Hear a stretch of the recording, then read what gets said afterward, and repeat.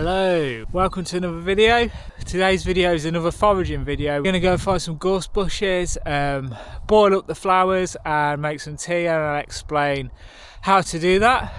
Also, I wanted to address something from my last video actually, which was some of the comments that I got about my tyre choice when I was comparing my gravel tyres against the road tyres, and that is cycling snobbery. Yeah, I'm going to be controversial today, and I don't know, maybe I'll upset some people, maybe you'll agree with me, but let's go for a ride, find some nice flowers, boil them up, have a cup of tea and have a chat about snobbery in cycling.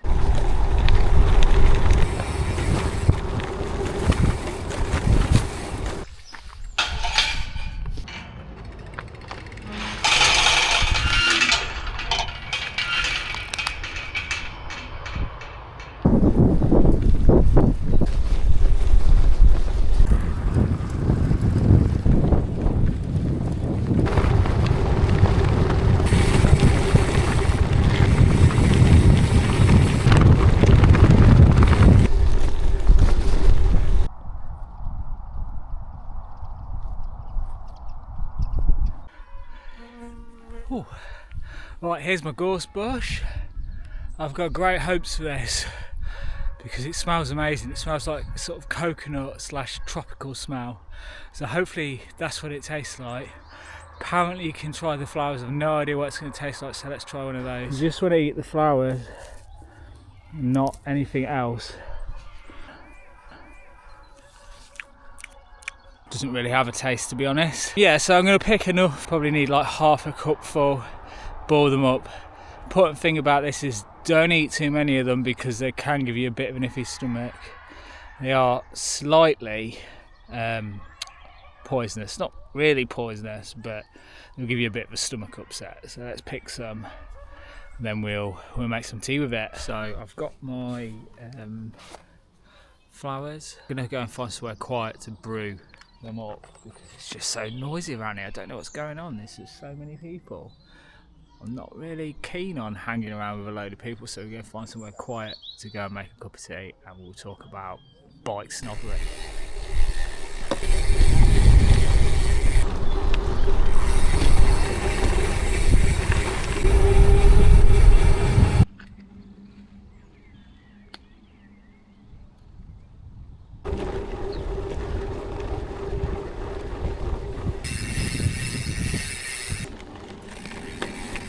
Right, this is the spot.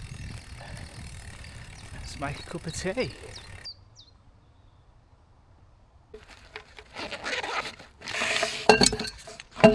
Okay, so first step is to boil up some water, so we'll do that.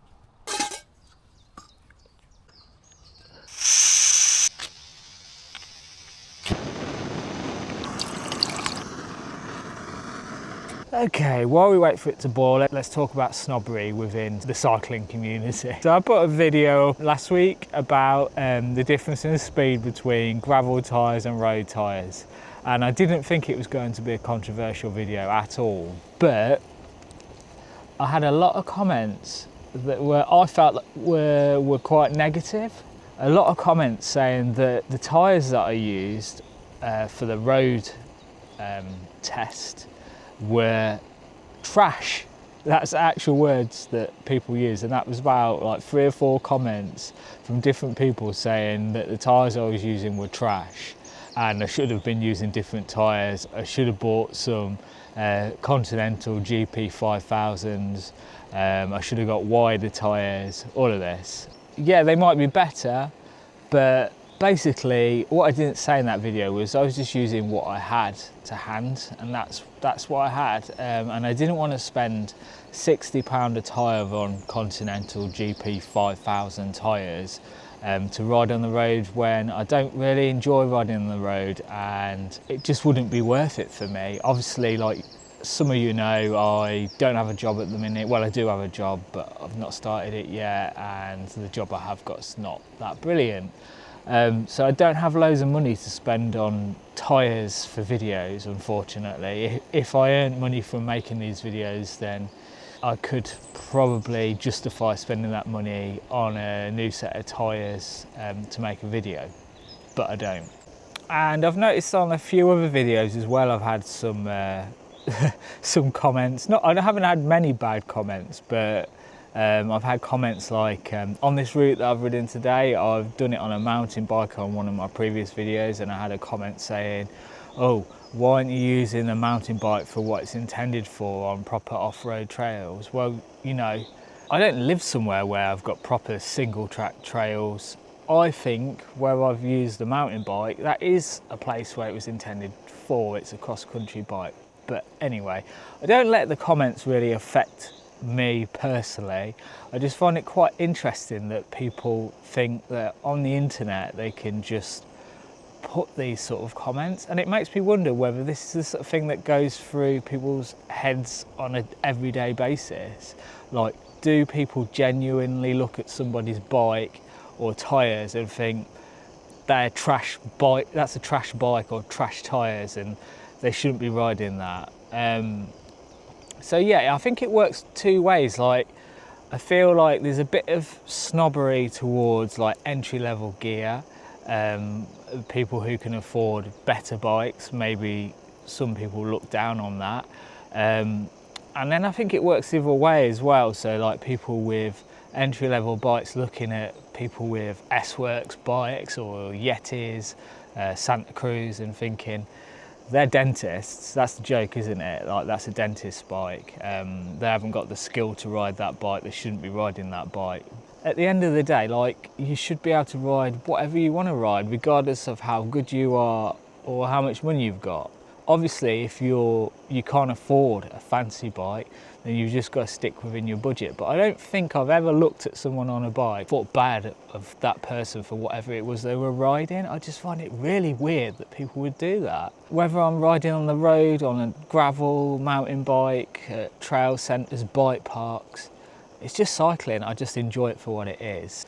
Anyway, yeah, I think the water is boiled, so we'll finish making up the tea.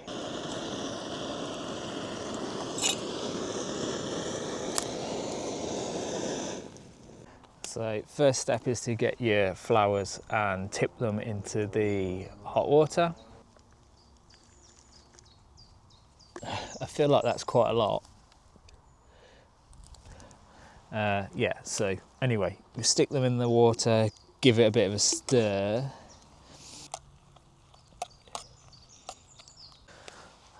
And then it's just a case of waiting. So you just wait for it five minutes, I guess. I'm going to try it without anything additional.